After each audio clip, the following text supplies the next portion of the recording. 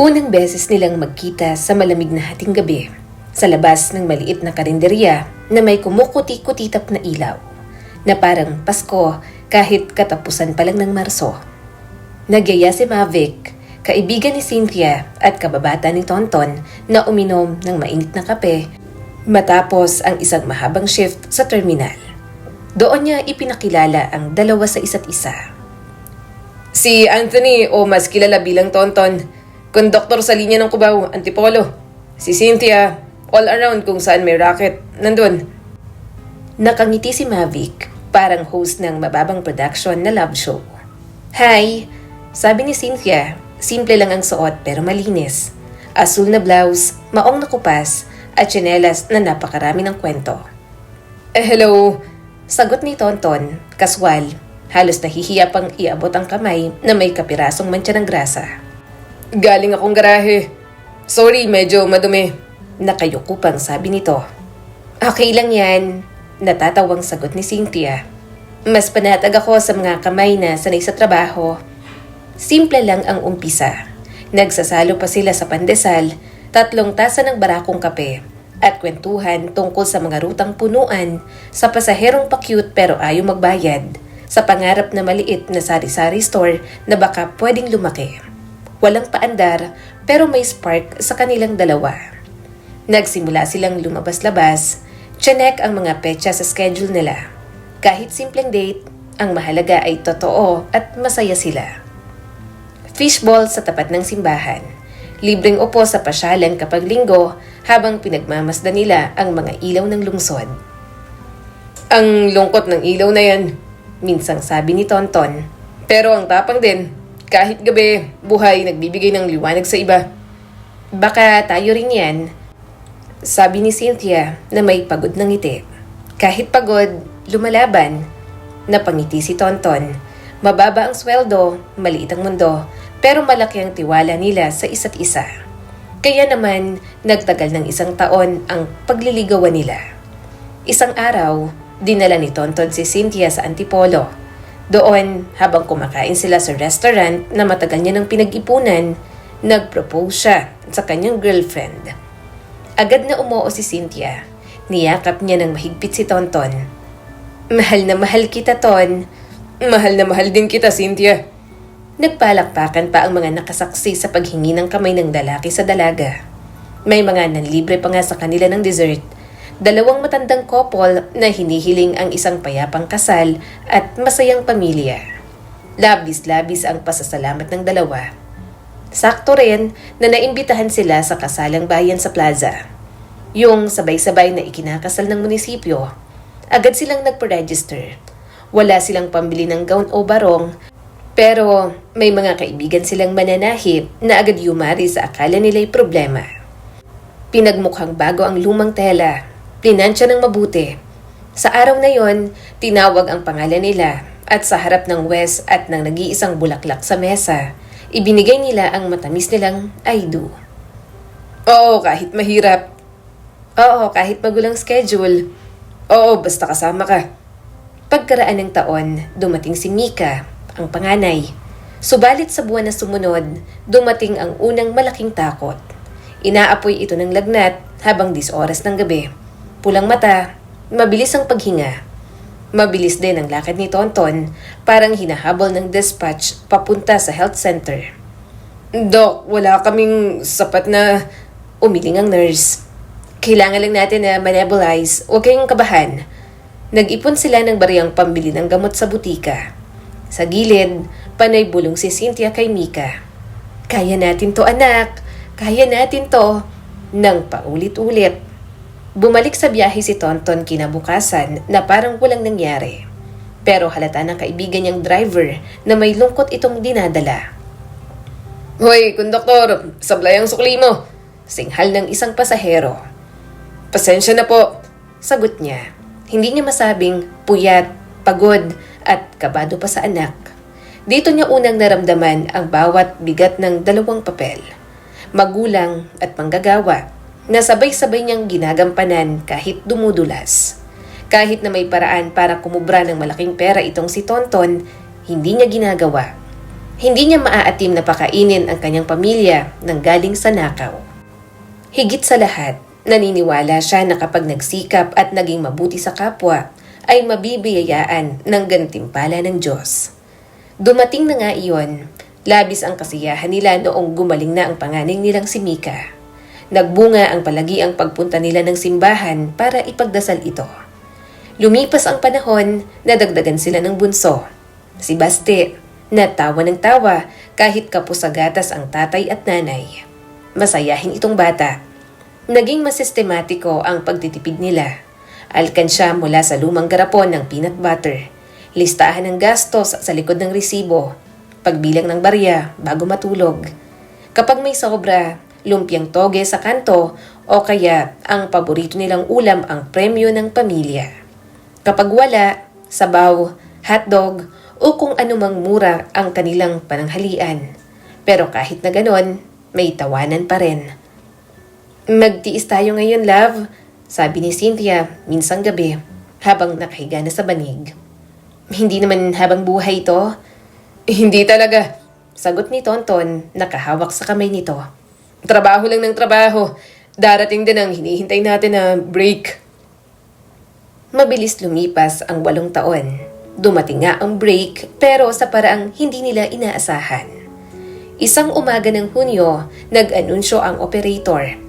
Tonton, pasensya na. Bawas biyahe, bawas tao. Ikaw muna ang marerelieve.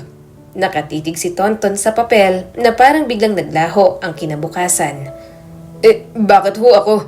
Tapat naman ho ako sa trabaho ko at ang labo naman ho nun. Hindi tumingin ang operator. Nakarotate yan, ikaw muna ngayon. Binaon ni Tonton ang sama ng loob ng terminal. Ayaw niyang umiyak sa harap ng mga kasamahan. Umuwi siyang bitbit ang maluwag na backpack na parang mas magaan sa laman pero mas mabigat sa pakiramdam. Kaya natin to, mabilis na sabi ni Cynthia. Nakitang namutla ang asawa sa pinto. Inalok siya ng tubig at niyakap.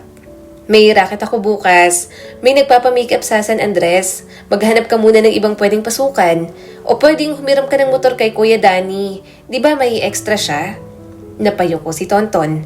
Halos kinagat ang labi para hindi bumigay. Susubukan ko, pangako. Iaahon ko sa kahirapan ng pamilya natin. Kinabukasan, kumatok siya sa kapitbahay. Si Kuya Danny, dating rider din, ngayon ay mekaniko na ng tricycle. Kuya Danny, pahiram naman ang motor na Mio mo kung pwede. Ako na sa gasolina, hulugan ko yung renta.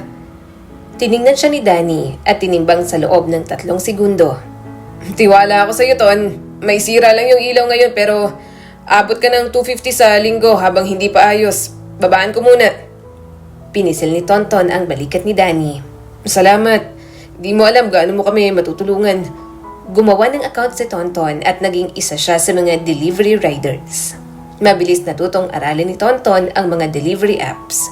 Sumali rin siya sa group chat ng riders. Pinag-aralan din niya ang mga pwestong delikado at hindi.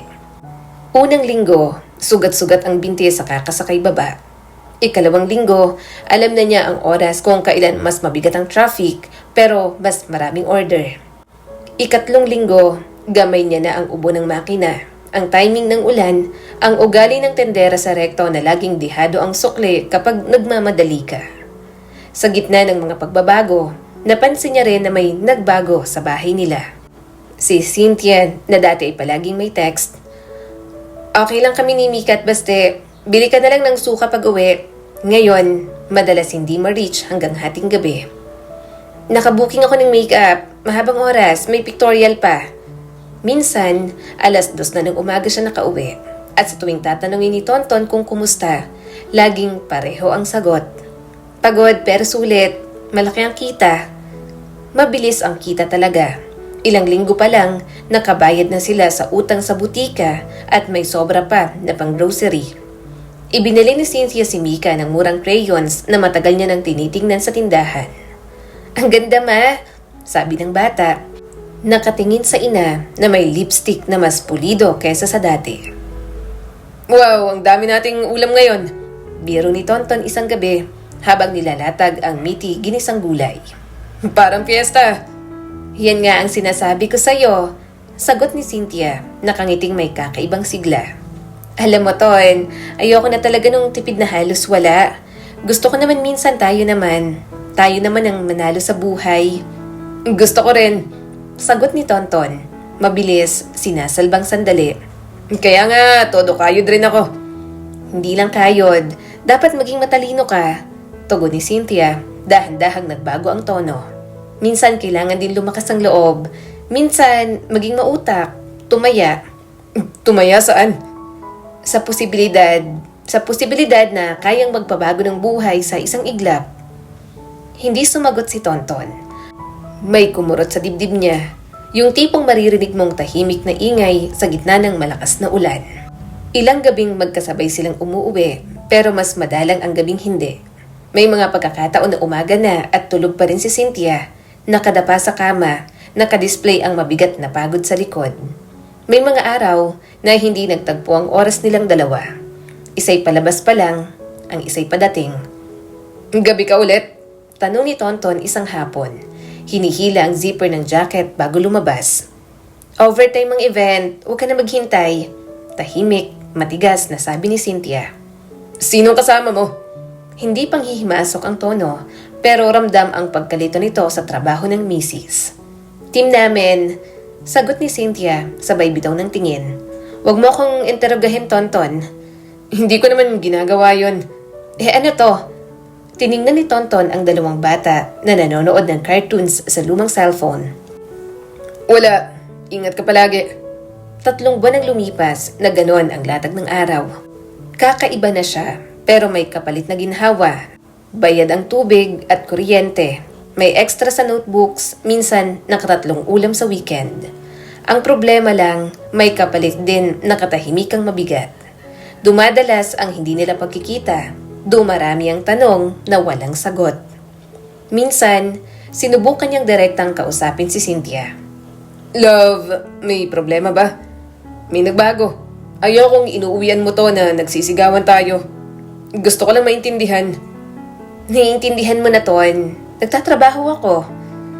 Pero minsan, parang hindi ka na umuuwi. Sa venue ako natutulog. Madalas sobrang pagod. Hindi ko nakakayaning bumiyahe lalo na kapag malayo. Saan yung venue? Bakit? Susunduin mo ba ako? Kung gusto mo, wag na. May driver naman. Driver? Minsan, kinukuha kasi kami pa out of town. Wag mo ang problemahin. Ang mahalaga, nakakapaglagay ako ng pagkain sa bunganga nyo. Hindi kayo nagugutom at higit sa lahat, nakakapag-ipon ako. Kagatlabi si Tonton. Medyo nasaktan sa sinasabi ng asawa. Bagamat alam niyang hindi siya nito iniinsulto. Pinili niyang manahimik muna. Pinili niyang manalangin, maghintay at mag-imbak ng tiyaga. Sa 3 linggo ng 3 buwan, Sabado ng gabi, sari-sari ang order na pumasok sa app. Accept, accept, accept. Mabilis ang kami ni Tonton. Mahusay kahit medyo luma na ang gulong. Tumikwas, tumakbo. Ang huling order, 2 set ng Japanese takeout sa isang kondo sa Mandaluyong. 32nd floor. I-deliver ko to tapos uuwi na ako. Bulong niya sa sarili habang tumatawid sa ilalim ng flyover. Magara ang lobby ng kondo, malamig na marmol, receptionist na praktisado ang ngiti, at guard na mahigpit sa QR code. Delivery po, Unit 32E. Sabi ni Tonton, pinakita ang ID. Ilang minuto pa, pinapasok siya upang siya ang mag-abot nito sa taas. Pumasok siya sa elevator, bit-bit ang paper bag na kumakaba. Bukas ang pinto ng 32E bago pa siya kumatok. At sa pagitan ng pintuan at liwanag ng kusina, may lumitaw na pamilyar na silhouette. Balikat, leeg, buhok na hinawi sa isang banda. Agad niyang tinanggal sa utak niya ang masama niyang iniisip. Kaya naman, kumatok pa rin siya. Napatigil ang oras nung lumingon ang babae. Nagulat ito noong makita ang delivery rider. Ton? Cynthia?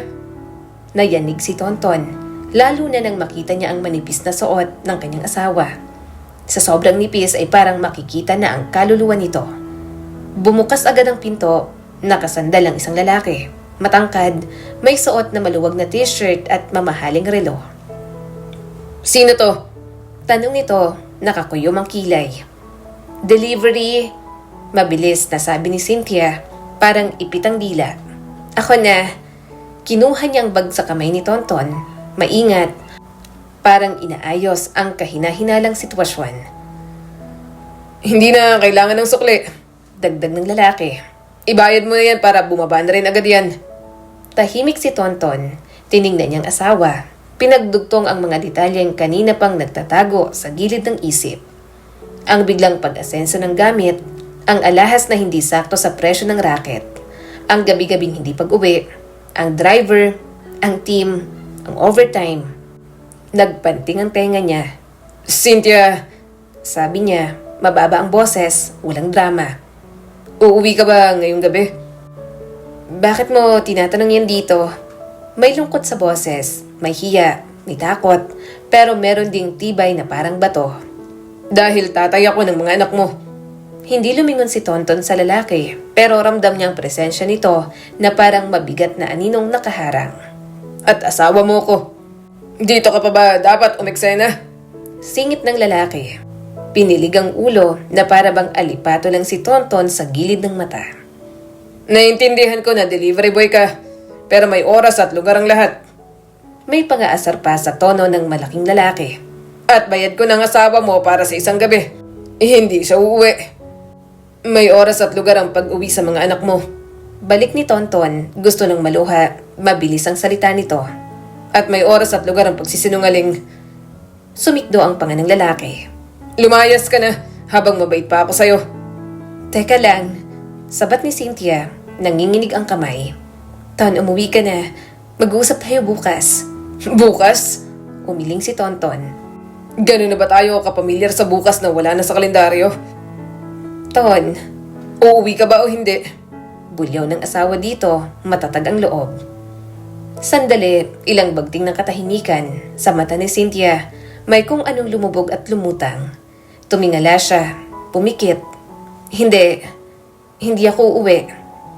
Hindi iniwan ni Tonton ang tingin sa asawa, kahit parang lumiliit ang mundo sa pagitan. Sino yan? Walang sagot. Yan ba yung driver? Yan ba yung overtime? Yan ba yung posibilidad? Pumalag ang lalaki. Wala kang karapatan. May karapatan akong malaman kung bakit hindi umuwi ang asawa ko.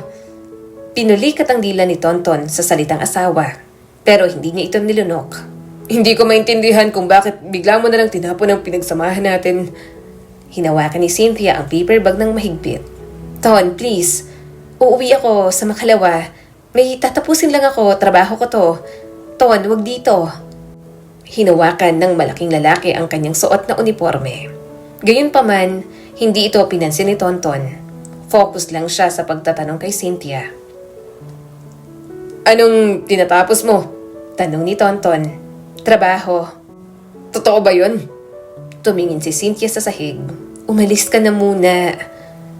Susunod sana si Tonton, pero tila may kung anong kulang. May hinintay siya. Isang paliwanag na hindi niya hinihingi pero deserve niyang marinig.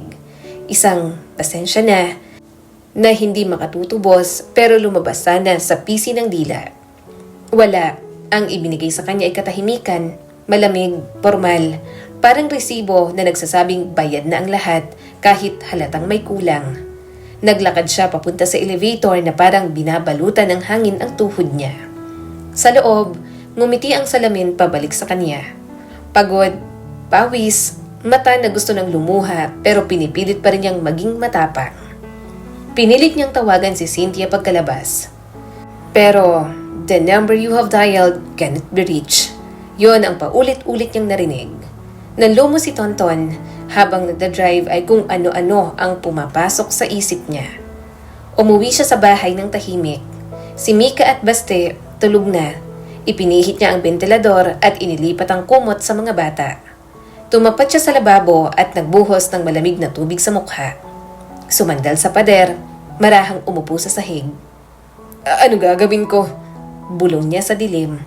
Walang sumagot pero narinig niya ang malalim niyang paghinga. Mahabang paghugot na luma na sa kanya. Maghihintay ako bukas. Magtatanong ulit. Kinabukasan, ang bukas ay nag-anyong linggo ng umaga. Ang araw ay tahimik na walang pansinan. Nagluto siya ng lugaw para sa mga bata. "Nasaan si Mama?" Tanong ni Mika, kumukuskus ng mata. "May trabaho si Mama ngayon." Sagot ni Tonton, tinakpan ng pikas ng tinig. "Uuwi siya mamaya." "Gusto ko nang magkulay pa, yung bagong crayons." Sabay ngiti ni Mika, hindi alam na bumabagyo sa labas ng bintana. "Oo, anak." Tiningnan niya ang pitaka niya kung may pambili pa siya. "Pipilitin natin." 2 araw ang lumipas, walang muwang pa rin ang telepono ni Cynthia at walang koneksyon. Ang sumunod na text ay maikli. "Huwag kang pupunta sa trabaho ko. Mag-uusap tayo pag maluwag ng schedule." Walang puso ang salita, walang lambing, parang memo sa opisina na hindi niya kailanman nalaman. Biyernes ng gabi, umulan ng malakas. Naligo sa ulan si Tonton habang nagdi-deliver. Mga supot na lumulutang sa baha, mga gulong na kumakalas at humihinto. Sa huling order niya, nadula siya sa madulas na rampa. Gasgas sa tuhod, punit ang laylayan ng pantalon. Gayunpaman, agad siyang tumayo habang hinihimok ang sarili. "Okay lang," bulong niya. "Okay lang." Pag-uwi niya, may 3 longganisa sa mesa at kaning malamig. Mabigat ang katawan niya. Binuksan niya ang dilaw na ilaw sa kusina at tiningnan ang maliit na kalendaryo sa dingding. Tinusukan niya ng thumbstack ang araw ngayon. "Bukas," usal niya. "Bukas kakausapin kita kahit anong mangyari." Kinabukasan, malinaw ang langit. May 2 order sa umaga, 3 sa tanghali at 1 sa hapon. Ang huling ping ay galing sa isang Japanese takeout. Parehong tindahan, parehong papel na bag, parehong building, parehong tore.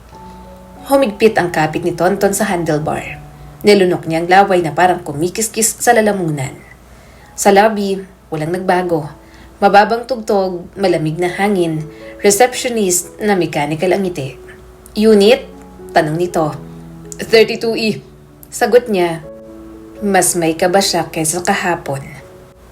Pagkarating sa 32nd floor, tumakbo ang elevator ng mas mabagal kaysa dati. O baka mas mabilis lang ang tibok ng kanyang puso. Huminto sa dulo ang elevator, dahan-dahang bumukas ang pinto. Humakbang si Tonton, kumatok. Walang sumagot sa una.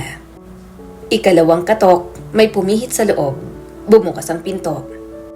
"Wag na," agad na sabi ng boses ng lalaki, parang gupit na gutom. "Iwan mo riyan." "Hindi ako aalis." Sagot ni Tonton, malinaw ang boses. "Kakausapin ko ang asawa ko." Hinila ni Cynthia ang pinto ng kalahati. Sumilip. May make-up siya pero hindi yon ang nakita ni Tonton. Ang nakita niya ay ang pagod sa ilalim ng magandang mukha nito. Ang luha na nagpipigil na humulog, ang pagpupumilit na huwag mabasag. "Bakit ka bumalik?" "Dahil hindi pa tayo tapos." Pinisil ni Tonton ang bag para may mahawakan. "Kung trabaho to, sabihin mo kung anong trabaho. Kung may iba, sabihin mo kung sino." Umusad ang lalaki. Umigting ang panga. "Bakit ba nakikisyoso ka ba sa trabaho ng asawa mo? Sisihin mo ang sarili mo, barya lang ang kinikita mo kumpara sa kinikita niya. Mag-deliver ka na lang ng tahimik at umalis." Humarap si Tonton sa lalaki. Diretso ang titig. "Kung wala tong pinto sa pagitan natin, matapang ka pa rin ba?" Malamig niyang tanong, hindi kailanman itinaas ang boses. "Kung walang CCTV rito sa hallway, kaya mo pa rin bang sipain ako?" Nagtagpo ang kanilang mga mata. Mabigat ang hangin, parang may nagbabantang panganib. Pero si Tonton hindi umurong. Sa huli, ang lalaki ang unang kumurap, saka mapait na ngumisi. "Lumayas ka na," sabi nito bago mababa ang boses at puno ng babala. "Bago pa kita tupiin na parang papel." "Cynthia," tawag ni Tonton, piniling balikan ang ngalan ng kinahuhulugang mundo. "Umuwi ka ngayong gabi. Please, mag-uusap tayo." Hinigpitan ni Cynthia ang hawak sa pinto. Ilang segundo, isang sagot. "Hindi." At sa isang iglap, naintindihan ni Tonton na ang pangarap niyang bukas ay hindi na darating pa. Kailangan niyang ayusin ang sarili at magsimula ulit. Alang-alang sa 2 niyang anak na naghihintay sa kanya sa pag-uwi. Kailangan niyang itayo ang sarili kahit anong mangyari.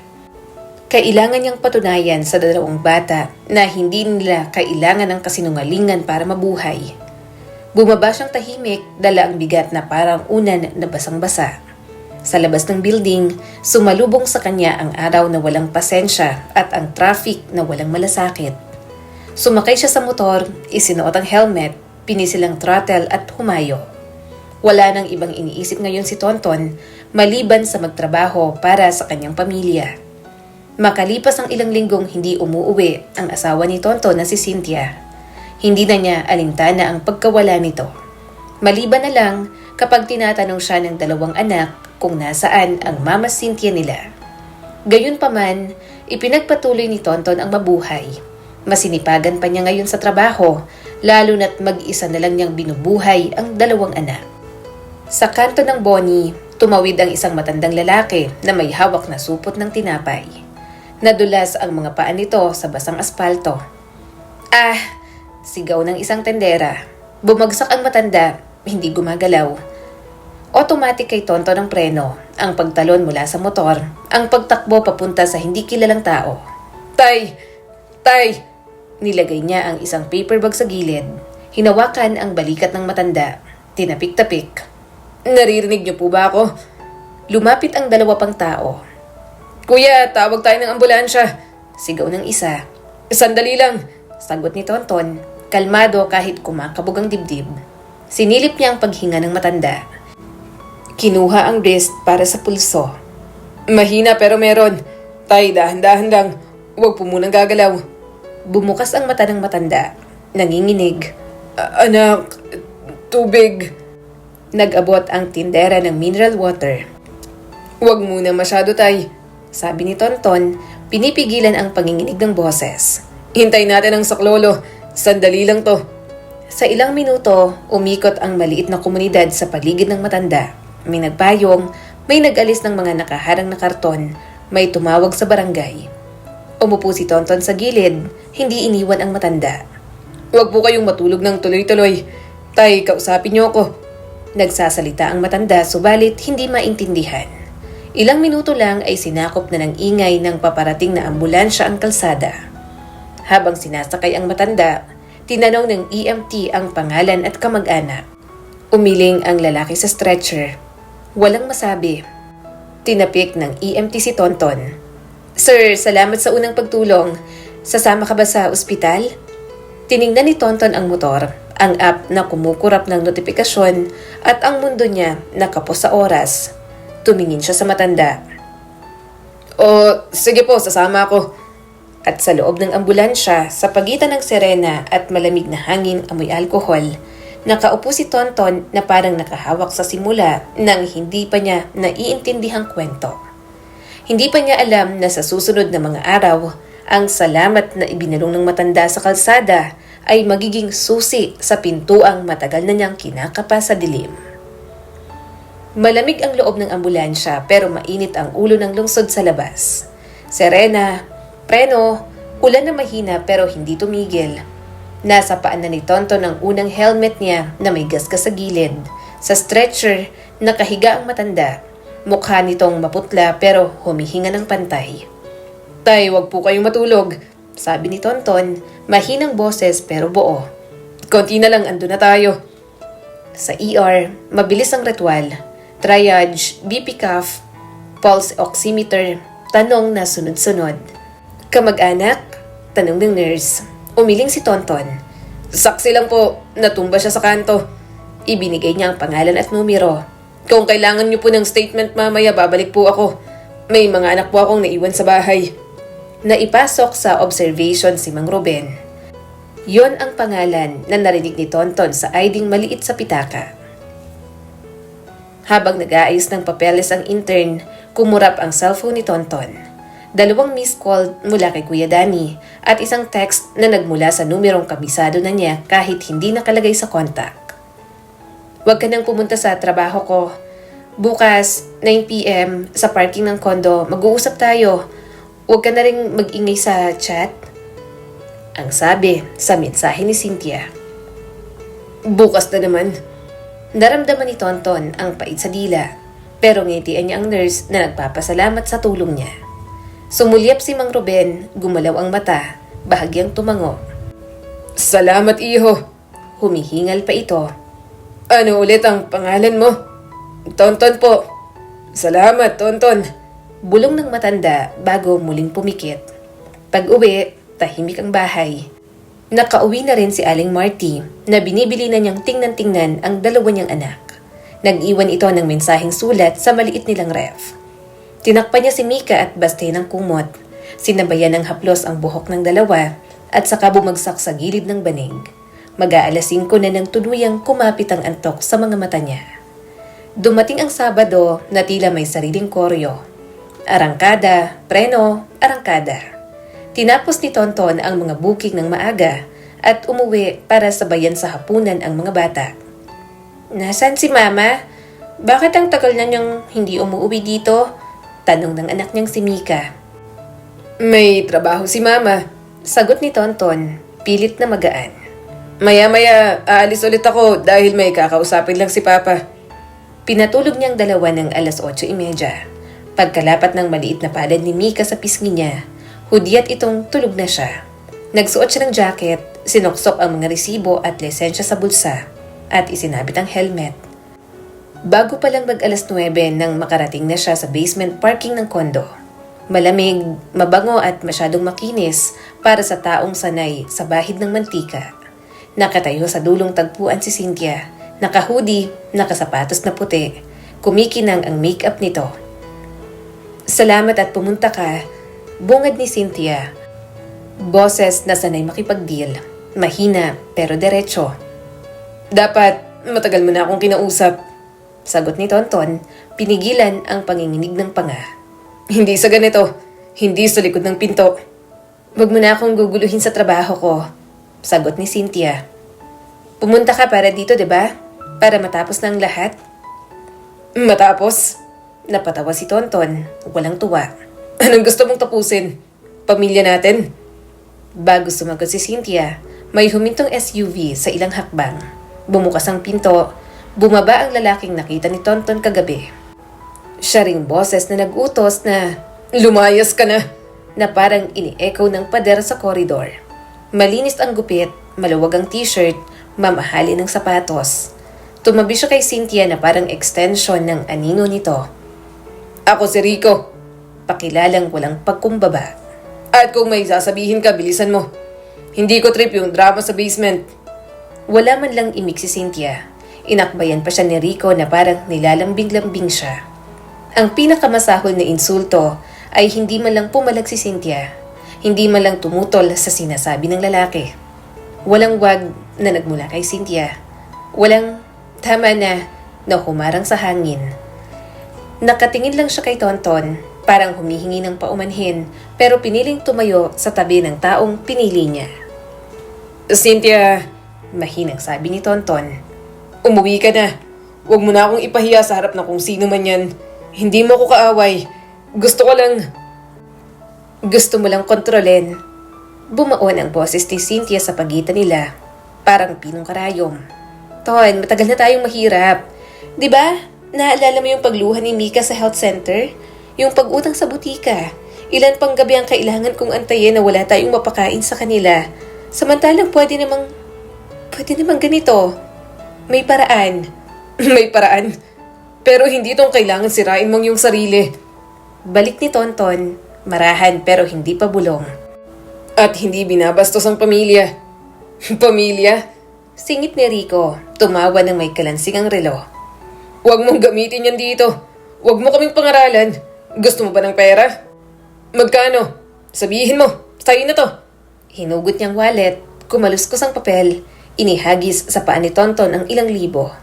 Tumahimik ka na't iuwi mo na yan sa pamilyang sinasabi mo. Hindi kumilos si Tonton. Hindi niya kayang saktan si Rico. Hindi dahil wala siyang lakas, kundi dahil nasa mata ni Cynthia ang mas mabigat.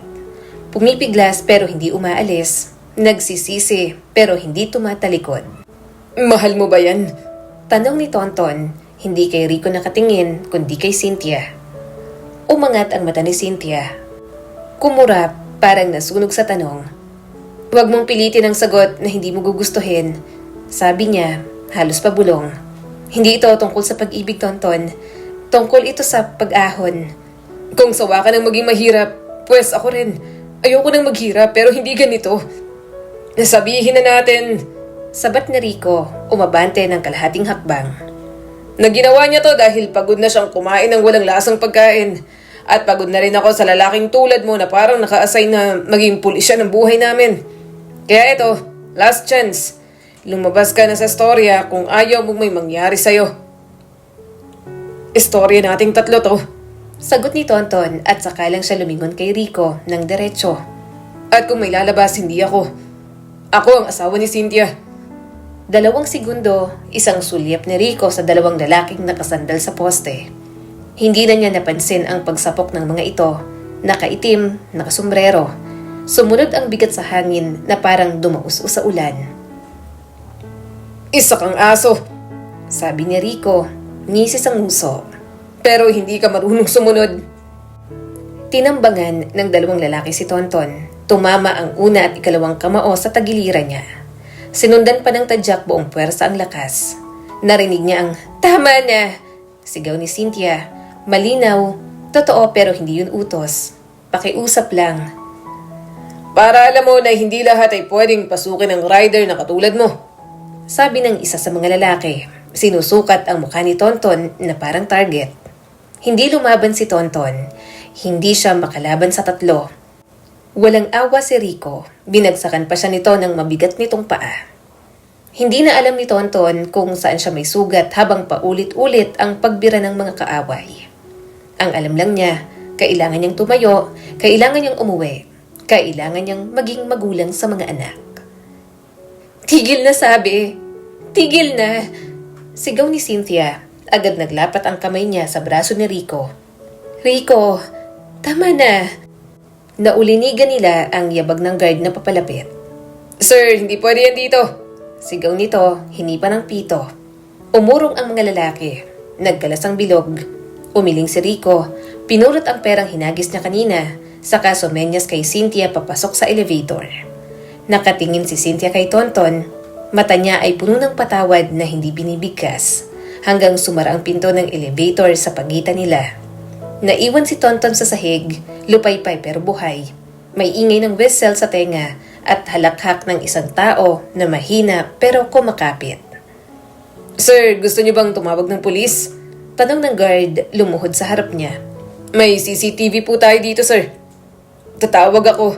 Sagot ni Tonton, hinihila ang hininga.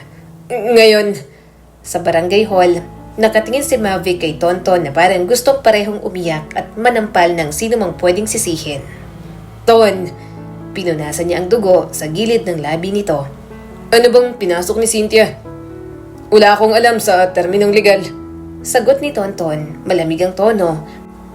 Parang may hawak na listahan. Kaya magtatanong ako, paano ba mag-file ng blotter? Paano humingi ng kopya ng CCTV?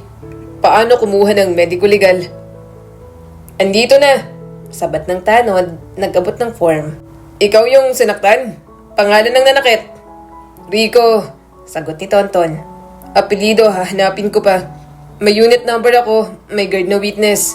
Kahit gaano siya kayaman, may camera doon. Nagkatinginan ang 2 tanod. Sanay sila sa ganitong tono, hindi maingay pero hindi uurong. Kung gusto mo, sir, sabi ng isa, magpunta ka sa ospital para sa medical legal. Importante yan kung magsasampa ka ng reklamo. Tumango si Tonton. Sige, sakto, pupunta ako ron. Sakto, may iba pa akong sadya doon. Ha? Tanong ni Mavic. May matanda akong tinulungan kagabi. Kailangan ko rin kumustahin. Pinisil niya ang mata. Bumulwak ang sakit sa gilid. Pero hindi niya ito ininda. Marami pa akong dapat gawin. Sa ospital, nakaupo si Mang Ruben sa gilid ng kama. May IV sa braso, may kulay na muli ang pisngi. Ikaw na naman. Bungad nito at napangiti. Tumayo ka nga dyan. Parang binagsakan ka ng mundo. Nadulas lang po ako. Biro ni Tonton at saka nagpakilala sa nurse para sa medical legal sa kabilang wing. Pagbalik, nag-abot si Mang Ruben ng maliit na card. Pangalan, numero at logo ng isang kumpanya ng logistics na narinig na ni Tonton sa app. Huwag mo muna akong tawagan, sabi ng matanda. Hanggat hindi ka kumakain at natutulog ng maayos. Pero pag may oras ka, usap tayo. may utang ako sa'yo, dapat kong pagbayaran. Wala po kayong utang sa akin, sagot ni Tonton. nakatulong lang po talaga ako. Ang simpleng tulong na yon ang nagligtas ng buhay ko. Salamat, Tonton, sabi ni Mang Ruben. Tumango na para bang may nakita siyang mahalaga kay Tonton. Magaling kang tumayo kahit tinamaan ka, kahit na pinabagsak ka. Natahimik si Tonton. Hindi niya alam kung paano tatanggapin ang papuri mula sa halos hindi niya kilala. Pero dama niya ang bigat ng sinabi. Sige ho, Mang Ruben. Salamat. Wika niya sa huli. Kinagabihan, sa bahay, binalikan ni Tonton si Cynthia sa cellphone. Pwede ba tayong mag-usap ng tayo lang? Text niya rito. Walang scene, walang reply. Tumawag siya pero unreachable. Sa totoo lang, may bahagi sa puso niya na tanggap niya na ang lahat. Pero ang hindi maaatim ni Tonton ay kung paano ito makaaapekto sa kanyang mga anak. Tinabihan niya ang mga bata. Sinalok ng dasal ang natitirang lakas. Lord, ikaw nang bahala. Bulong niya. Kinabukasan, Lunes, dumating ang sagot. Sa lumang karinderya ni Aling Fe, huling beses 8:00 ng gabi. Hindi sinasabing mag-usap, hindi rin magpaalam. Huling beses, binasa ni Tonton ang 2 salitang iyon na parang hatol. Sa karinderya, nakaupo si Cynthia sa dulo, walang makeup, walang palamuti. Nakapayong sa ngiti na pamilyar at sa luha na pinipigil. Dumating si Tonton, tumapat sa kanya at umupo. Wala tayong oras, bungad ni Cynthia. Diretso na ako. Diretso ka rin noon, Sagot ni Tonton, palad sa mesa. nang sinabi mong may makeup gig ka. Makinig ka muna. Huminga ng malalim si Cynthia. Nagsimula to sa makeup. Oo, na-discover ako ng isang madam, pangalan niya Sassy. Kapag may event, kinukuha nila yung team namin kasi mura. Tapos minsan, pinaupo niya ako sa kabilang table. Kilalanin mo si ganito, may potensyal. Hindi ko agad na-gets hanggang sa inoffer sa akin ng companion. Hindi raw kailangan kung ayaw ko pero malaki raw ang kita. Down payment pa lang kayang bayaran ng upa. Ton, tumigil siya, ngumiti sa kausap. Bumuhos na ang ulan na kanina pa panaka-naka lang. Yung unang araw na binayaran ko lahat ng utang sa butika, yun. Doon nagsimula ang lahat. Tapos, tuwing kailan to nangyari? Tanong ni Ton, hindi inangat ang boses pero ibinaba ang pader. Tuwing kailan ka sa akin? Sa amin ang mga anak mo nagsisinungaling. Una, sabi ko sa sarili ko 1 beses lang. 1 beses para makahinga. Tapos may sumunod. Tapos may VIP na doble ang bayad. Tapos may out of town na triple. Ton, ang bilis kasing kumita ng pera. Parang hindi totoo. Parang kapag binitiwan mo na magkakaroon ka ng bagong mukha. Hindi na yung babae na nagpapalista ng utang sa tindahan ni Aling Fe para makabili ng gatas. Napangiti siya ng mapait. Naging ibang tao na ako. Yun ang totoo. Totoo rin na may mga anak ka. Balik ni Tonton. Totoo rin na may asawa ka. Alam kong masama ako. Sagot ni Cynthia. Hindi gumagapang ang luha pero nangingilid yun sa mata. Pero hindi ako masamang ina. Pinili ko to para hindi sila matulad sa atin. Nagkamali ka ng paraan. Sagot ni Tonton. At kahit anong dahilan, mali yun sa batas at mali yun sa sarili mo. Tiningnan niyang babae sa harap niya. Hindi yung babaeng nasa basement kahapon. Bagkos, ito yung babaeng minahal niya noong unang beses pa lang nilang magkakilala. Kaya mo pang tumigil. Sinubukan ko. Bulalas ni Cynthia. May booking ako na kinancel ko. May client na sinermonan ko. Pero ang may hawak sa amin ay si Madam Sassy. Kontrata, utang, kung ano-ano. At nakokontrol na rin ako ng pera. Nang pakiramdam na kaya ko nang bilhin kahit ano para sa mga bata. Ton, yung kapangyarihang yon, napailing siya. Napahalakhak ng walang saya. Hindi pera ang kapangyarihan, sagot ni Tonton. Kundi ang kakayahang pumili ng tama at tumayuron kahit mahirap. Natahimik sila sandali. Kung gusto mong tumigil, sasamahan kita. Magulo yan, mahaba yan pero haharapin natin. Rico, simula ni Cynthia, tumiklop ang bibig sa pangalan. Huwag mo nang isipin kung sino siya. Sagot ni Tonton, mas mabilis sa galit. Isipin mo kung sino ka. Umiiling-iling si Cynthia. Inilapit ang mukha, pero hindi ang lambing ang dala kundi bigat ng desisyon. Ton, hindi na ako uuwi. Hindi ko na kayang bumalik sa dati. Malaki ang kita ko, masigit kaysa sa maibibigay mo kahit magdoble kayod ka pa. Parang tinaga ang dibdib ni Tonton. Ibig sabihin, pipiliin mo ang pera kaysa sa mga anak mo? Kung yun ang kailangan para hindi na ako muling maghirap. Oo, sagot ni Cynthia, walang pag-aalinlangan. Ayoko nang kumain ng asin at umasa sa barya. Masakit pero ito ang desisyon ko. Napasandal si Tonton, halos hindi makapaniwala. Hindi mo ba naiisip na pamilyang isinusugal mo? Naisip ko na. Sagot ni Cynthia, malamig ang boses. At pinili ko pa rin to. Pasensya na Ton, bahala ka na sa mga bata. Pagkatapos ng huling salitang yon, tumayo siya, iniwan ang supot ng tinapay sa mesa at lumakad palayo. Hindi na lumingon. At doon, tuluyan ang naramdaman ni Tonton na wala na talagang babalik pa. Nakaalis na si Cynthia mula sa karinderya nang hindi lumilingon.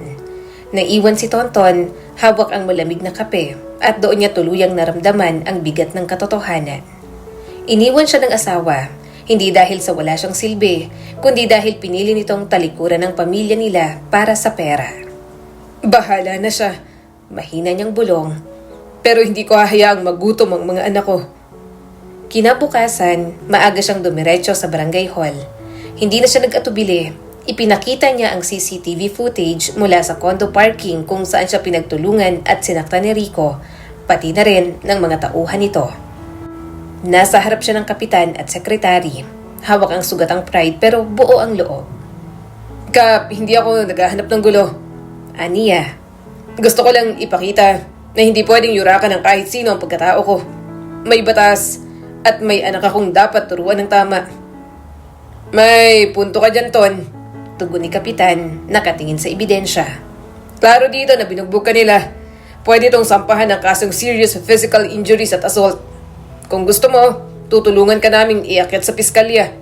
Tumango si Tonton. Sige ho, gawin natin. Mabilis ang naging usad ng kaso. Hindi lamang ang pananakit kay Tonton ang lumabas. Nadiskubre rin na si Rico ay matagal nang nasa radar ng mga pulis dahil sa koneksyon niya sa escort group ni Madam Sassy. Nang masala ang CCTV at testimonya, naging sapat na ebidensya para sampahan siya ng mas mabibigat na kaso. Sa korte, tumistigo si Tonton. Hindi nanginginig, hindi sumisigaw, kundi malinaw ang boses. Hindi ko siya pinatulan. Ako ang sinaktan. Hindi ako lalaban ng suntukan dahil hindi yun ang paraan ko. Ang gusto ko lang, maramdaman niyang may hangganan ng pananakit sa walang kalaban-laban. May batas tayo. Tumigil siya, tiningnan si Rico na nakatali ang kamay sa harap. At gusto kong makita ng mga anak ko na ang tatay nila hindi tumatakbo sa tama. Hindi ako perpekto pero marunong akong tumindig. Naging matibay ang kaso at sa huli, si Rico ay nahatulang makulong ng 10 taon dahil sa kombinasyon ng physical injuries, assault at pagkakasangkot sa prostitution ring. Natapos ang hatol kay Rico isang hapon na umuulan. Walang palakpak sa loob ng korte, walang sigawan, tanging tunog lang ay ang pagbagsak ng martilyo at ang maikling So, ordered. Sa labas, sinalubong siya ng abogado. Ton, Sabi nito sa kamarahang tinapik ang balikat. hindi nito binabalik ang oras pero binabalik nito ang linya sa pagitan ng tama at mali. Yun ang importante. Sagot ni Tonton. May guhit na hindi pwedeng lampasan. Hindi lahat ng may pera ay kayang bilhin ng ustisya, sabi ng abogado ni Tonton. Huminga siya ng malalim. Hindi niya alam ang mararamdaman sa pagkakakulong ni Rico. Pero naramdaman niya ang katarungan. Ito ang tahimik na ganti na hindi kailangang idaan sa dahas kundi sa tamang proseso. Humigop siya ng hangin na amoy asfalto at ulan at habang nag-aabang sa jeep para makauwi, naisip niya ang mga batang naghihintay. Ito ang ganti na hindi nang aalipusta. Hustisya lang, sapat na. Samantala, si Cynthia ay unti-unti ring lumulubog. Pagkatapos ng raid sa grupo ni Madam Sassy, nadamay siya bilang isa sa mga escort na tinutukoy ng mga kliyente. Hindi siya direktang nakulong, pero kinasuhan siya ng immorality at abandonment of family. Higit sa lahat, kinumpiska din ng otoridad ang ipon niyang pera na itinago niya kung saan na-raid ang samahan ni Madam Sassy. Kaya naman, todo iyak itong si Cynthia na wala ang lahat ng kanyang koneksyon. Isang hapon, naglakas loob siyang bumalik sa bahay ni na Tonton. Nakasuot siya ng lumang damit, hindi na kasing kinang ng dati. Ton, kahit minsan lang, pwede bang makausap si Mika? Si Baste, namimiss ko na sila. Pakiusap niya habang nakatayo sa harap ng gate. Lumabas si Tonton pero hindi niya binuksan ang pinto. Anong sasabihin mo sa kanila, Cynthia? Na iniwan mo kami dahil mas mahal mo ang pera kaysa sa pamilya? Hindi mo naiintindihan. Hindi, Cynthia. Ikaw ang hindi nakakaintindi. Putol ni Tonton, matadimang boses. Hindi pwedeng pasulput-sulput ka lang. Hindi laruan ang puso ng mga anak natin. Mas pipiliin kong makita silang umiiyak ngayon kesa lumaki silang litong-lito kung sino ang totoo nilang ina. O kung may ina nga ba talaga sila. Napahagulgol si Cynthia. Ton, kahit papano, ako pa rin naman ang nanay nila.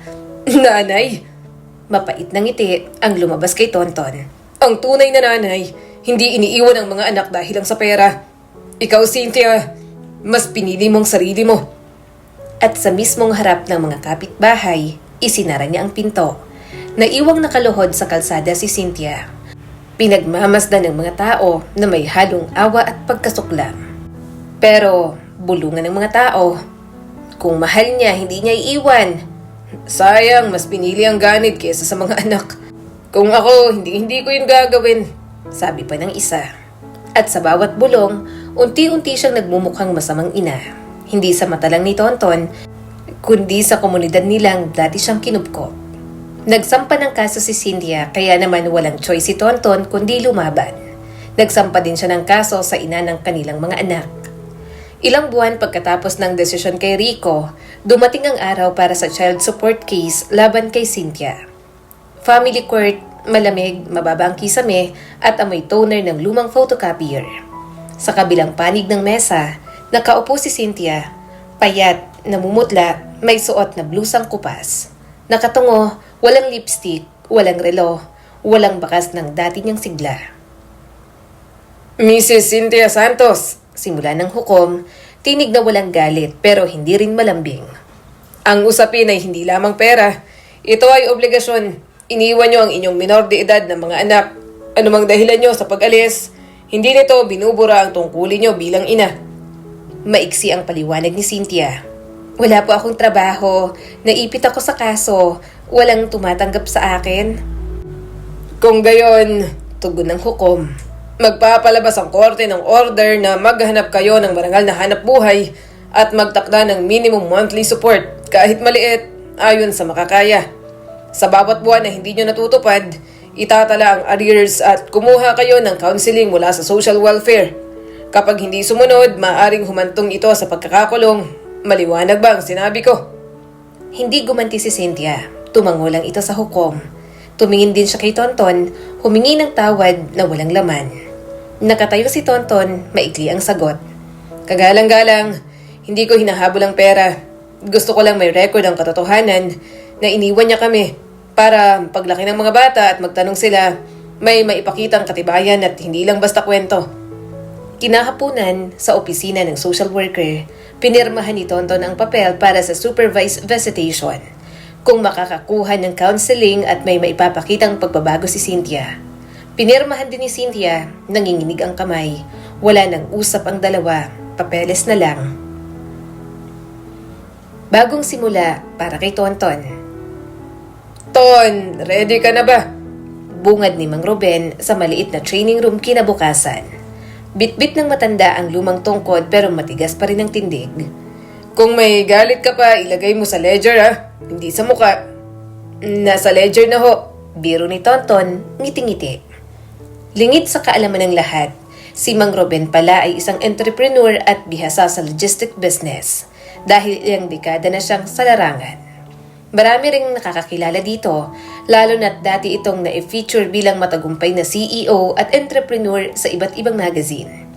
Si Mang Ruben ay low-key lang, ayaw magwagayway ng kayamanan niya. Mas gusto raw niya ng simpleng pamumuhay. Kaya naman mag-isa itong naglalakad sa kalye bago naganap ang insidente. Bukod sa libreng mentorship ni Mang Ruben, ito rin ang nagpahiram kay Tonton para pasukin ang negosyo. Sa madaling salita, walang perang inilabas si Tonton. Tanging sipag, pagbabanat lang ng buto ang magiging puhunan niya. Noong unang beses niyang marinig yon, hindi siya nagduda. Hindi niya pinagdudahan si Mang Ruben na naging kaibigan niya mula noong dalhin niya ito sa ospital. Ipinaliwanag ni Mang Ruben ang negosyo kay Tonton. Kasunod noon ay nagsimula ng mag-discuss ang operations manager sa whiteboard. Route optimization, unit rotation, preventive maintenance, basic accounting. Ang negosyo hindi basta takbo ng motor, sistema to, weekly audit, clear cash flow at riders na may dahilan bukod sa sahod. Sa unang buwan, 3 ang riders ni Tonton. Sa ikalawa, naging 7. Sa ikatlo, 12. May 2-shift system, may group chat na maayos ang dispatch, may checklist sa pag-uwi, preno, ilaw, gulong at resibo. Pinangalanan ni Tonton ang maliit na operasyon bilang Tondel Riders. Hindi dahil sa initials o kung ano paman, kundi dahil para sa kanya, ito'y sagisag ng bagong simula. Isang pangalang simple pero may bigat ng kanyang pangarap na maitaguyod ang pamilya ng marangal. Tondel, parang pangalan lang ng ordinaryong tao, sabi ng kaibigang si Dindo nang tanungin siya. Oo, kasi ordinaryo naman tayo. Pero sa simpleng pangalan, pwede tayong magdala ng kakaibang serbisyo. Malinis, maayos at marangal, sagot ni Tonton. At doon niya inilagay ang lahat ng kanyang oras at lakas sa Tondel Riders na hindi lang negosyo kundi alaala ng pagpupursige at pagbangon.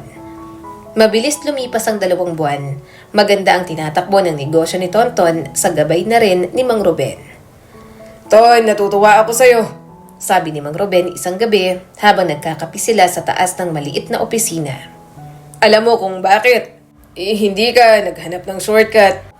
Hindi ka nagbenta ng prinsipyo. Kung may natutunan ako sa buhay, mas matamis ang tagumpay kapag pinaghihirapan. Tumango si Tonton, nakangiti pero seryoso ang mga mata. Dati akala ko wala akong mararating. Pero nung iniwan ako ni Cynthia, doon ko nakita wala pala talagang ibang sandalan kundi ang sarili at ang Diyos. At syempre ang mga anak ko. Sila ang dahilan kung bakit hindi ako bumitaw. Sa loob ng bahay, mas ramdam ng mga bata ang pagbabago. Si Mika ay mas masigla na sa eskwela, proud na proud sa kanyang tatay. Si Basti naman ay hindi na umiiyak tuwing gabi gaya ng dati. Pa, ikaw na lang ang superhero namin, minsang sabi ni Mika sabay yakap sa ama. Hindi na natin kailangan si mama. Natahimik si Tonton, masakit pa rin marinig pero yun ang totoo. Ang haligi na lang ng tahanan ang natitirang matibay na sandigan nila. Boss, may bagong kliyente. Cafes na 3 sa isang strip, sabi ni Erwin habang nilalami ng schedule. Assign mo si Vic sa morning, si Paula sa gabi. Sabihin mong on time, intact at polite. Diyan natin tinatayuan to, sagot ni Tonton. Sa hapon, sumusulpot si Mika sa opisina, may dalang sketchpad. Pa, may ginawa akong logo? Bilog na may maliit na helmet sa gitna at 3 bituin sa taas. Nakangiti si Tonton. Board approval agad yan. Makalipas ang ilang araw na ganito ang takbo. Trabaho tuwing araw, tahanan tuwing gabi, walang grand gesture, puro maliliit na tamang hakbang. Yun ang sikreto. Buwan ng Marso, recognition noon sa paaralan. Inupuan ni Tonton ang upuan sa dulo. Yung pangmagulang na laging late sa trabaho pero pilit sumisingit para makarating. Tinawag ang pangalan ni Mika, with honors. Tumayo ang bata, payat, mahiyain pero determinadong humakbang sa entablado.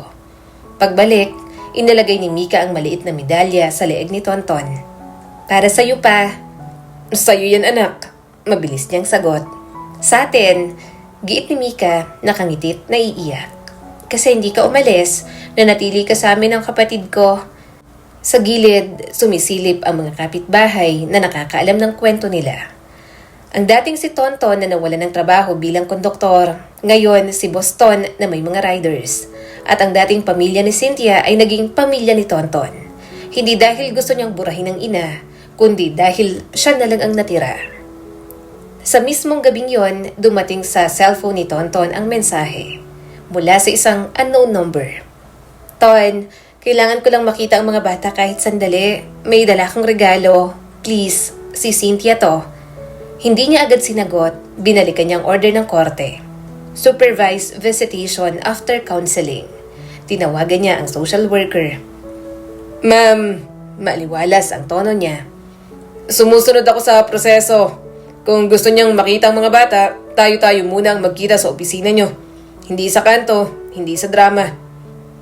Good fathering, tugon ng social worker. Boundaries are love. Kinabukasan, hindi sumipot si Cynthia sa counseling. Sumunod na linggo, ganoon din. Sa ikatlong schedule, dumating siya pero laspag, amoy alak at may reklamo. Bakit dito? Bakit kailangan may bantay? Saglit na katahimikan, sagot ng social worker. Dahil ang pamilya ay hindi lang away at bate, kailangan din ito ng proteksyon. Hindi pa rin natuloy ang bisita. Isinara ang form, no show, unfit for session.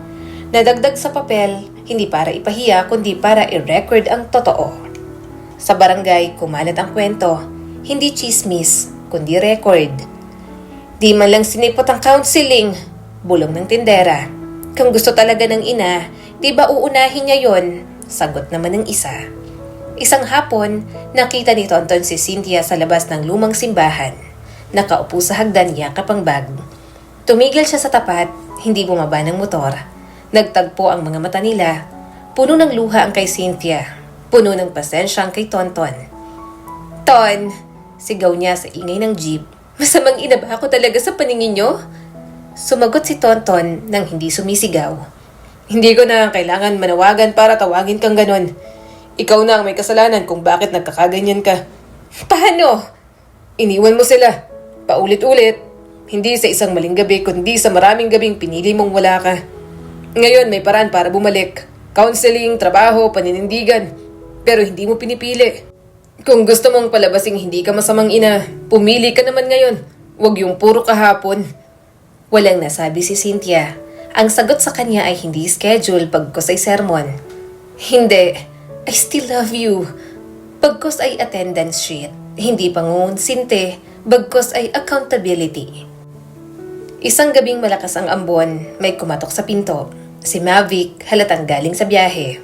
Ton, nakita ko si Cynthia sa underpass. May lagnat at walang kasama. Tahimik si Tonton. Pinigilan niyang sarili na sumugod. Humawak siya sa dulo ng mesa.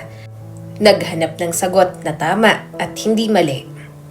Dalhan mo ng sopas at gamot, sabi niya sa wakas. Pero hindi ko siya pwedeng pauwin dito. Hindi ito rescue center. Bahay to ng mga batang kanyang inulila. Tumango si Mavic. Ako na. Sabay ko na sa tricycle ni Peds.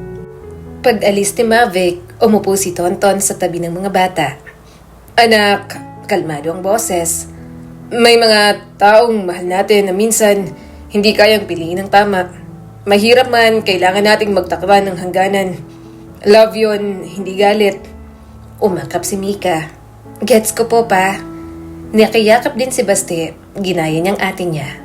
At sa yakap na yon, kumalma ang loob ni Tonton. Hindi niya kailangan maging tagapagligtas ni Cynthia para manatiling mabuting tao. Mabuting ama lang ang kailangan niyang maging. Lumipas ang ilang linggo, mas maaga pa sa araw ay gising na ang bahay. Kulo ng kape, kaluskos ng papel, kalimbang ng lumang wall clock.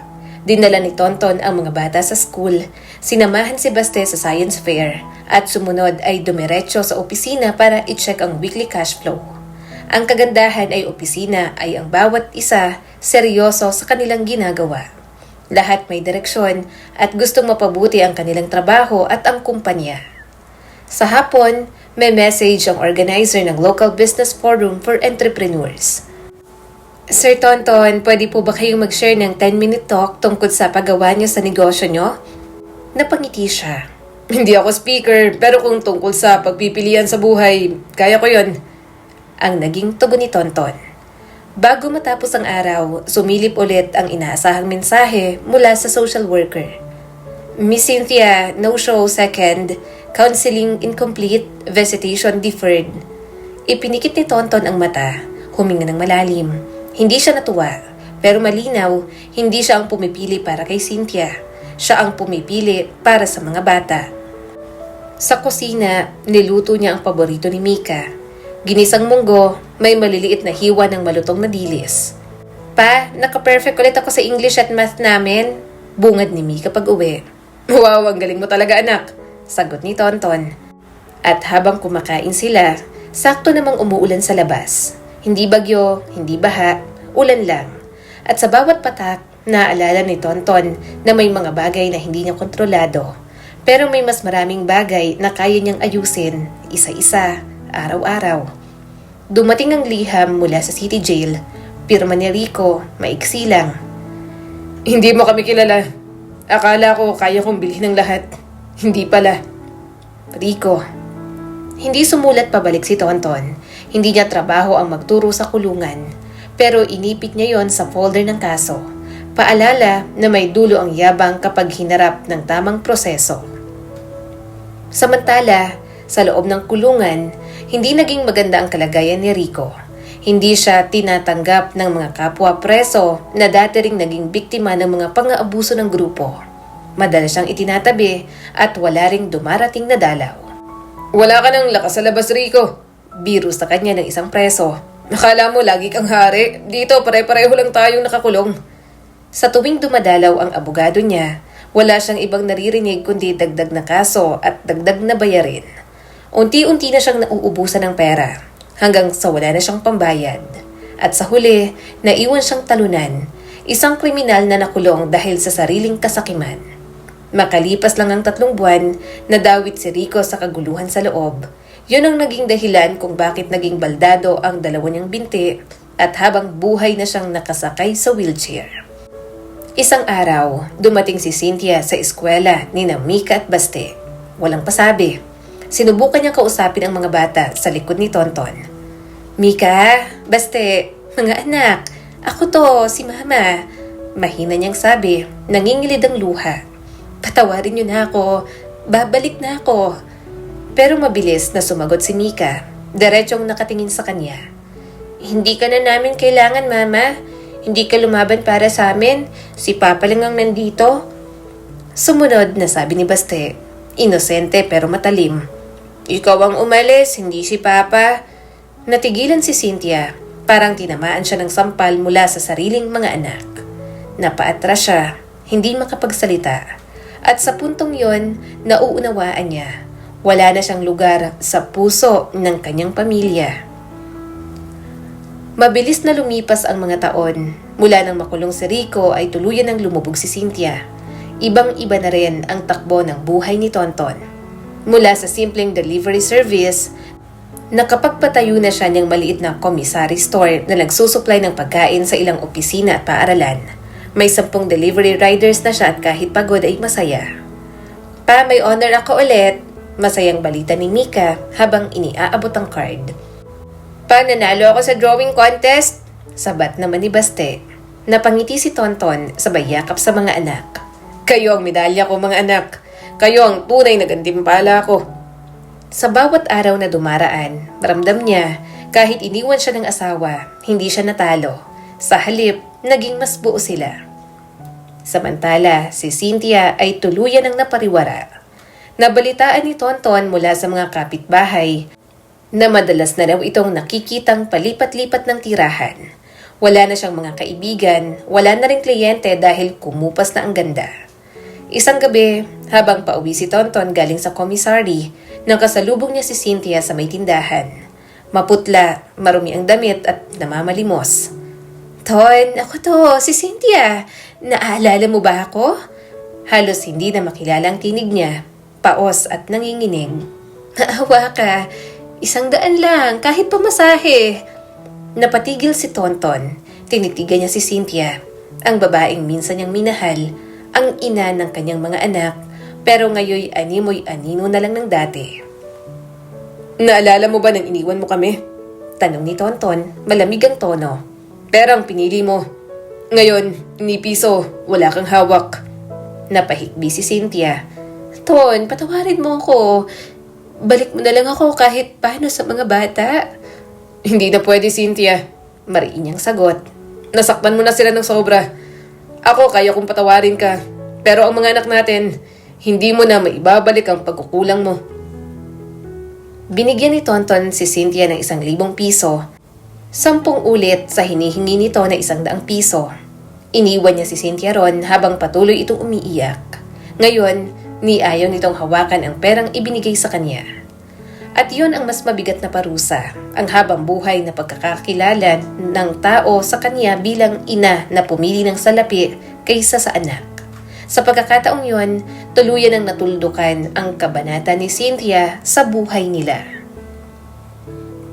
Lumipas ang ilang buwan mula ng pangyayaring yon, nakatanggap ng imbitasyon si Tonton para sa Recognition Day ni Mika. First honor. Papa, ikaw ang inspirasyon ko, bulong ni Mika matapos tanggapin ang medalya. Kaya ako ito ginawa para ipakita sa iyo na kaya natin kahit wala si Mama. Napaluha si Tonton, hindi dahil sa lungkot kundi sa labis na pagmamalaki. Si Basti naman dumikit sa kanya. Pa, paglaki ko, tutulungan din kita sa negosyo natin. Huwag mong intindihin yan anak, mag-aral lang kayo. Ako nang bahala dito. Sagot niya pero sa puso niya, ramdam niyang hindi siya nag-iisa. Sa labas ng paaralan, naroon si Liza, ang guro ni Mika.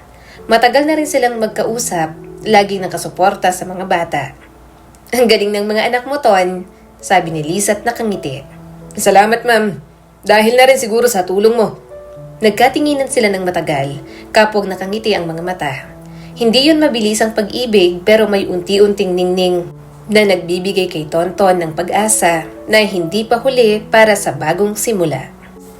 Dumaan pa ang 3 taon, tahimik ang isang umagang yun sa bayan. Ang dating maliit na komisari ni Tonton, ngayon ay isa ng malaki at kilalang catering at delivery service. Sa labas makikita ang bagong signage, Mika and Basti's Kitchen. Ipinangalan niya sa kanyang 2 anak upang ipaalala kung sino ang tunay na dahilan ng kanyang pagsusumika. Pa, ang daming orders ngayon. Sigaw ni Baste na ngayon ay 13 anyos na, habang abala sa pag-aayos ng mga kahon. Huwag ka masyadong magpuyat anak, ako nang bahala dito. Sagot ni Tonton, hinaplos ang buhok ng binatilyo. Si Mika, 15 na, nasa kusina. Marunong na siyang tumulong magluto. Manas at tiyaga ng kanyang ama. Pa, na-check ko ng lahat ng resibo. Wala nang kulang. Napangiti si Tonton. Salamat Mika. Kung nandito ang mama mo, matutuwa siya. Tahimik si Mika pero tumango. Pa, okay na ako kahit wala siya. Ikaw lang sapat na. At sa sagot na yon, napuno ng init ang puso ni Tonton. Samantala, hindi rin tuluyang nanatiling sarado ang kanyang puso. Matagal niya ng kaibigan si Liza, ang guro ni Mika noon. Mula noon, lagi itong nandyan para tumulong sa pag-aaral ng mga bata, sa mga event sa paaralan at minsan kahit sa mga simpleng araw na kailangang may kausapin si Tonton. Ton, hindi ka ba napapagod? Tanong ni Liza isang gabi. Matapos silang maghatid ng pagkain sa paaralan. Pagod, oo, pero masaya. Kasi para sa mga anak ko naman ang lahat ng to. Ngumiti si Liza. At kahit papaano para sa sarili mo rin. Dahan-dahan, unti-unting nagkaroon ng puwang si Liza sa puso ni Tonton. Hindi agad-agad, hindi rin pilit, pero ang presensya niya ay nagbigay ng liwanag na matagal nang nawala. Makalipas ang 1 linggo, dumating ang araw na nagtanong si Mika habang kumakain sila. Pa, naisipan niyo po bang mag-asawa ulit? Naisip ko lang po, gusto ko may kasama ka sa buhay, yung hindi ka na laging mag-iisa. Pa, gusto ko rin. Saad ni Baste. Basta hindi tulad ni Mama. Napangiti si Tonton, napaluha. Mga anak, hindi ko pinaplano pero kung darating, siguro handa na rin ako. At doon niya naisip, baka si Liza na nga ang kasagutan. Dumating ang graduation ni Mika sa junior high, valedictorian. Sa speech niya, halos maiyak si Tonton. Kung may isang tao akong dapat pasalamatan, siya ay ang papa ko. Hindi siya mayaman, hindi rin siya perpekto, pero siya ang nagturo sa akin na ang tunay na kayamanan ay hindi pera, kundi oras, sakripisyo at pagmamahal. Salamat po pa. Nagpalakpakan ng lahat at sa gilid ng stage, naroon si Liza, nakatingin kay Tonton na may ngiti at pagkilala. Noong taon din na yon, humingi ng sign si Tonton sa Diyos kung muli siyang magmamahal. Ilang minuto lang, ibinalita sa kanya na okay na ang annulment ng naunang kasal niya kay Cynthia. Kaya naman, agad na hiningi ni Tonton ang kamay ni Liza. Makalipas ang 3 buwan, ikinasal sila sa simbahan. Tuwang-tuwa si Mika at Baste para sa kanilang ama dahil palagi na itong masaya. Mas masaya pa kaysa sa dati. Higit sa lahat, close na close rin sila ni Liza na dating naging guro nila. Lumipas pang ilang taon, ang komisaryo ay lumaki at naging kilalang catering service sa rehiyon. Nakapagpatayo na si Tonton ng maayos na bahay para sa mga bata. Malayo na ang narating ni Tonton at ng kanyang pamilya. Ang Tondel Riders na nagsimula lang sa 3 motorsiklo ay lumaki na ng lumaki. Ngayon, may higit na 40 riders na, may opisina at may matibay na sistema ang operasyon. Hindi na siya ang simpleng delivery rider na pinagkakaisahan noon, kundi isang respetadong negosyante na kilala sa pagiging marangal. Ngunit higit pa sa negosyo ang pagbabago. Ang mga anak nila na sina Mika at Baste ay lumalaking masigla, maayos sa pag-aaral at mas malapit pa sa kanya kaysa sa dati. Sa bawat recognition day, lagi siyang nasa unahan ng pila, tanga ng kamera at nakatayo bilang proud na ama. Sa bawat gabing may takdang aralin, siya ang nakatutok at si Liza ang katuwang niyang nagtuturo at gumagabay. Si Liza na minsang dumating sa buhay niya na parang liwanag matapos ang bagyo, ang naging tunay na sandigan niya.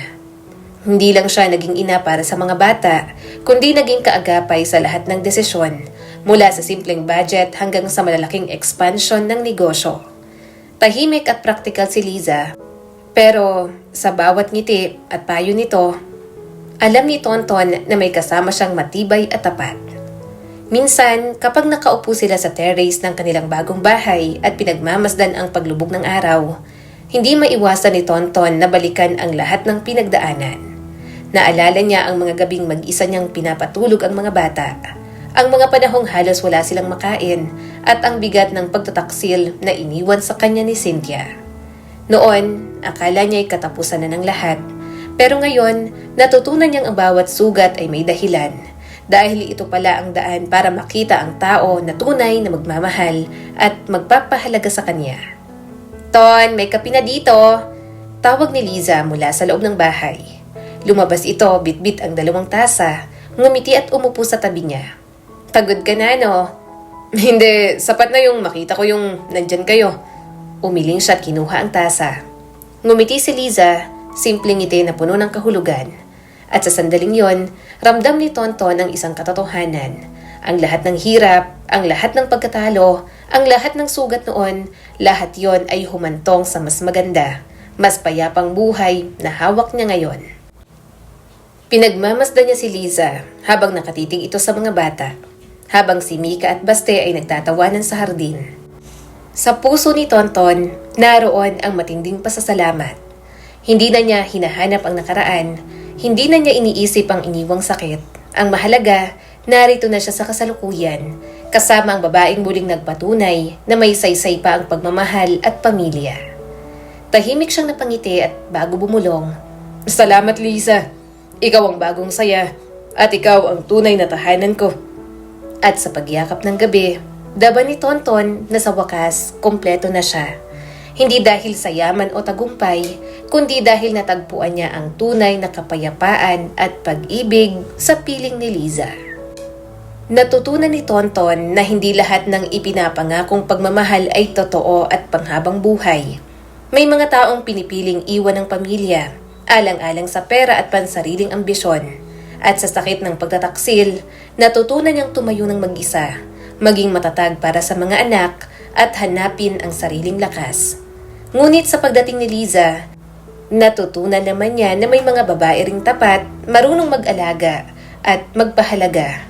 Handang mahalin hindi lang siya kundi pati ang mga anak na iniwan ng nakaraan.